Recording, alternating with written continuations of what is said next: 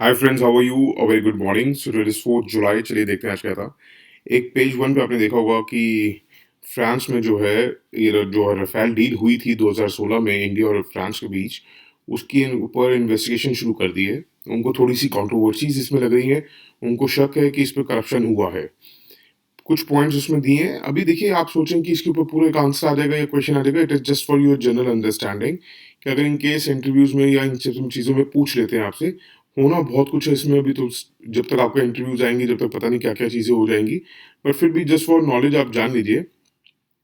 कहते हैं कि एमओयू जो साइन हुआ था डसॉल्ट और रिलायंस में, जस्ट 2 हफ्ते पहले ही हुआ था, जब ये डायरेक्ट परचेज हमने ऑर्डर पास किया था गवर्नमेंट ने 36 जेट्स का। उससे पहले तो जो बल्कि जो सॉल्ट की जो टॉक्स चल रही थी वो एचएएल के साथ चल रही थी। और एचएएल के साथ बात करते करते बीच में ही उन्होंने अपना एमओयू साइन कर दिया। और जस्ट 15 दिन पहले ही करा, जब ये गवर्नमेंट ने फॉर्मली अनाउंस किया कि हाँ, हम आपके साथ खरीदने वाले हैं। और कहते हैं दूसरी बात ये देखी गई है कि जब भी अगर हम कोई जॉइंट ओन कंपनीज बनाते हैं तो बेसिकली क्या होता है, जितने भी पार्टनर्स होते हैं वो इक्वल कैपिटल से लाते हैं। मगर जब हमने इन कंपनी डिसॉल्ट और रिलायंस का हुआ, उसमें ऐसा कुछ नहीं देखने को मिल रहा है। उसमें बता रहे हैं कि जो टोटल सब्सिडी जो बनाई गई 169 मिलियन यूरोस की, उसमें से 159 मिलियन यूरोस तो डिसॉल्ट ने दिए, सिर्फ 10 मिलियन यूरो जो हैं वो रिलायंस ने लगाए। जबकि 49% स्टेक डिसॉल्ट को मिला, 51% स्टेक जो है रिलायंस को मिला, जस्ट टू इंश्योर कि आपको पॉलिटिकल फेवर किया जाए। कहते हैं दूसरा ये है कि millions of euros hidden commissions भी दी गई है। एक शक है कि as a bribe Indian officials को दी गई है। तो ये सब चीज़ें हैं। पीएनएफ के बारे में थोड़ा सा जान लिए। ये पार्कवे नेशनल फाइनेंसियर है।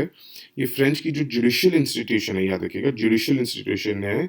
वो क्रिएट की गई थी दिसंबर 2013 में। और ये मार्च 2014 से मेरे ख्याल से इन्होंने फंक्शनिंग शुरू की थी। It is responsible for tracking down serious economic and financial crime. ठीक है।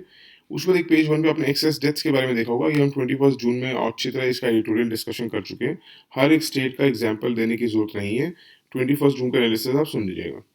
एक पेज 6 पे था, पेज वन पे भी था। आप ये देख रहे होंगे कि देखिए, सबको पता है। मैंने कहा चलो आपका थोड़ा ब्रश अप करा दूं कि 6 महीने के अंदर अंदर अगर आप कोई भी चाहे सेंटर हो चाहे स्टेट हो, आप मिनिस्टर बन सकते हैं। अगर आप असेंबली के मेंबर नहीं भी हैं, बट आपको 6 महीने के अंदर इलेक्ट करना होता है, होना होता है। साथ साथ एक कंडीशन ये भी है कि वहाँ के इलेक्शंस तभी कराए जाते हैं। अब बायपोल तभी किया जाता है। एक तो बायपोल की कंडीशंस क्या है, रिप्रेजेंटेशन ऑफ पीपल एक्ट कहता है 1951 कि बायपोल जो है किसी भी वैकेंसी का 6 मंथ्स के अंदर अंदर पूरा होना चाहिए। मगर एक शर्त है कि जो रिमाइंडर ऑफ द टर्म है ना, मतलब सपोज करिए कि वेकेंट हो गया 20, आप एक एग्जाम्पल लेके चलिए कि 1 जनवरी को एक सीट वेकेंट हो गई। 1 जनवरी को वेकेंट हो गई तो 1 जुलाई से पहले पहले उसको आपको भरना पड़ेगा। बट क्या होना चाहिए, उसका जो रिमाइंडर है वो कम से कम 1 जून अगले साल तक के लिए हो। एक साल का उसका रिमाइंडर टर्म बचा हुआ हो। अब उत्तराखंड के केस में क्या हुआ है कि 10 मार्च को ये तीरथ सिंह रावत सीएम बने थे।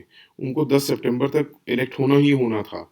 तो उनको ये है कि 10, अच्छा, अब कंडीशन ये कहती है कि आपके पास एक साल का टाइम होना चाहिए। मतलब अगर आप 10 सितंबर को इलेक्ट हो रहे हो तो एटलीस्ट उस असेंबली या आपकी सीट की जो वैकेंसी है, वो मतलब जो आपके टाइम पीरियड है, वो 10 सितंबर अगले साल तक चले।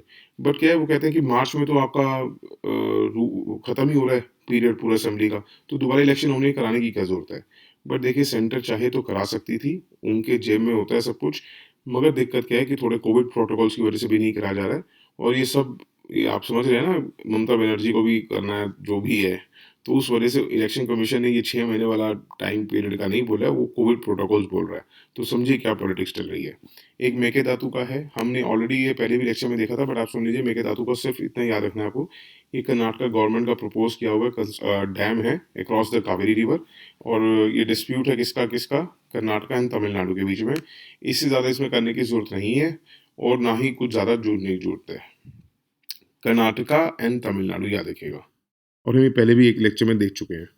उसके बाद एक पेज 8 पे था। ये जैसे अगर आपके लिए फॉडर है, जैसे कई बार बोल देता है ना कि ये मिलना चाहिए, फ्री में राशंस मिलने चाहिए, ये मिलना चाहिए। तो याद रखिए, बॉम्बे हाई कोर्ट ने उसमें आप ये फॉडर की तरह दे सकते हैं कि कहा है कि जो होमलेस पीपल हैं या बेगर्स हैं, should also work for the country. हर चीज़ उनको फ्री नहीं या स्टेट नहीं प्रोवाइड कर सकती है, उनको भी कुछ काम करने की ज़रूरत है। ये फॉडर है, इनको फॉडर पॉइंट में लिखा करिए।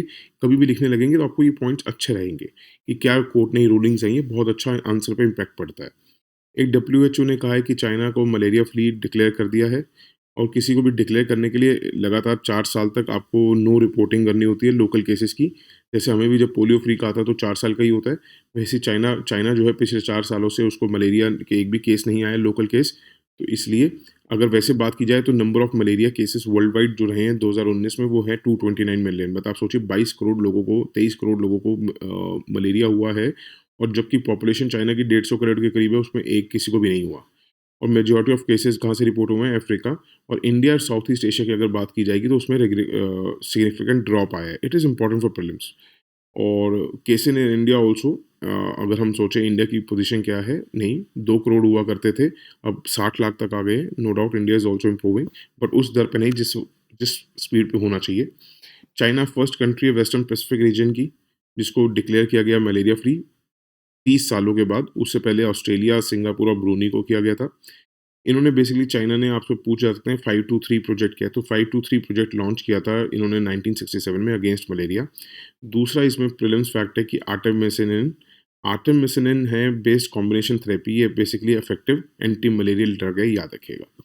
एक पेज 9 पे था अल शबाब के बारे में, इसके बारे में कई बार वो कर चुके हैं। तो अल शबाब जो एक टेररिस्ट ऑर्गेनाइजेशन है, एक्टिव रीजन्स कौन सा है इसके? Somalia, Kenya and Yemen. उसमें एक साइंस पेज पे गोल्डी लॉक जोन के बारे में था। प्लीज़ ये बहुत इंपॉर्टेंट क्वेश्चंस आते हैं 13 जनवरी के एनालिसिस में, सुनिएगा। इसमें हमने प्रीलिम्स में क्वेश्चन कैसा बनता है वो भी देखा था। न्यूट्रिनोज, सुपरनोवा, स्टार एक्सप्लोजन 31 जनवरी को सुन सकते हैं। दूसरा एक याद रखिएगा, ग्रेविटेशनल वेव्स प्रोड्यूस होती हैं by the collision of neutron star and a black hole. याद रखिएगा, कभी अगर ब्लैक होल का मर्जर होता है या न्यूट्रॉन स्टार का कोलिजन होता है ब्लैक होल के साथ या कुछ भी ऐसा होता है तो ग्रेविटेशनल वेव प्रोड्यूस होती हैं। एक बिज़नेस पेज पे ओपेक ओपेक प्लस का था, वो 6 मार्च को सुन सकते हैं। दूसरा आपने देखा होगा अफ़गानिस्तान का बहुत बड़ा दे रखा है, हम लोग ये सारे इश्यूज़ देख चुके हैं। अगर कोई नया आया है, वैसे दिख नहीं रहा मुझे सब्सक्राइबर्स को देखते हुए, सारे पुराने लग रहे हैं। बट अगर कोई भी नया आया है और उसको पता करना है तो वो कमेंट कर दीजिए कि सर कौन-सा पर्टिकुलर लेक्चर्स हैं अफ़गानिस्तान वाले, I will let you know. एक जाते-जाते सुनते जाइए। देखिए, जो मैं अभी आपको ग्रेविटेशनल वेव्स का कह रहा था, 2019 में प्रीलिम्स में क्वेश्चन आया था कि scientist observe the measure of giant black holes billions of light years away from the earth. Significance क्या है इसकी? अब ये ऑप्शंस थे, तो सीधा सीधा अगर मेरी अभी ये पुरानी वाली बात सुन ली होती तो आप कह सकते हो be gravitational waves of detected. तभी मैं आपको कह रहा हूँ लेक्चर्स बहुत इंपॉर्टेंट है। अगर आपको कोई डेट्स दे रहे हैं तो सुनिए। अगर आप खुद भी न्यूज़ पेपर पढ़ेंगे तो आपको 1.5 से 2 घंटे लगेंगे। 1 घंटा तो मिनिमम लगेगा अगर नॉन सीरियस वाले भी हैं तो। तब भी इसलिए हम आपको कह रहे हैं, आपको हमारे अगर कोई लेक्चर 10 मिनट का है और प्रीवियस लेक्चर सुनने में आपको 20-25 मिनट लग जाते हैं, तो एटलीस्ट अगर आप आधा घंटा भी दे देंगे तो बहुत होगा और आपकी चीज़ें क्लियर हो जाएंगी, नोट्स बन जाएंगे। तो इसलिए मेरी रिक्वेस्ट है, प्लीज़ प्लीज़ प्लीज़ सुनिए। ठीक है, that's it for today. Thank you so much, have a good day, bye, take care.